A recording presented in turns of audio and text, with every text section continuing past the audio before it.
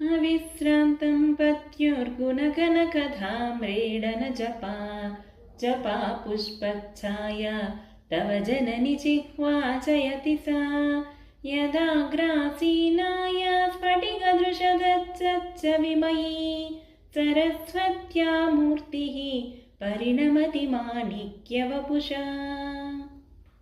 ఈ శ్లోకంలో అమ్మవారి నాలిక వర్ణించబడి ఉన్నది.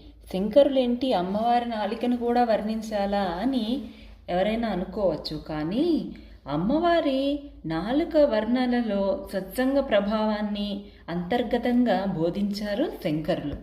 అమ్మవారు తన పతి అయిన పశుపతి గాథలను అవిశ్రాంతంగా గానం చేయుచున్నందువలన ఆవిడ నాలిక జపాపుష్ప ఛాయ కలిగి అంటే మందార పువ్వు రంగు కలిగి ఉన్నదట. స్వామివారి శాంత గంభీర వీర రౌద్ర ఇలా నవరస భరిత గాథలను గానం చేసి అమ్మవారి నాలిక మరింతగా ఎరుపుగా మారిందట. ఇక ఆ తల్లి నాలుకపై సుఖాసీనురాలై ఉన్న స్ఫటిక సంకాస వర్ణం కలిగి ఉన్న సరస్వతీదేవిలో అమ్మవారి నాలుక ఎరుపు రంగు ప్రతిఫలించి సరస్వతీదేవి కూడా ఎరుపు తెలుపు కలిపిన పద్మరాగ మణివర్ణంలోకి మారుతున్నది. సహజంగా స్ఫటికం వద్ద ఏ రంగు పెడితే ఆ రంగులోకి స్ఫటికం మారుతుంది కదా.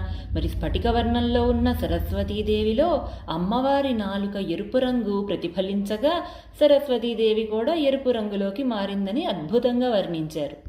ఇక లోతుగా ఆలోచిస్తే సత్సంగత్వే నిస్సంగత్వం నిస్సంగత్వే నిర్మోహత్వం అంటూ శంకరులు రచించిన ద్వాదశ మంచరికా స్తోత్రంలో వలె జగన్మాత నిరంతరం శివపురాణం పలుకుతూ ఉంటుంది.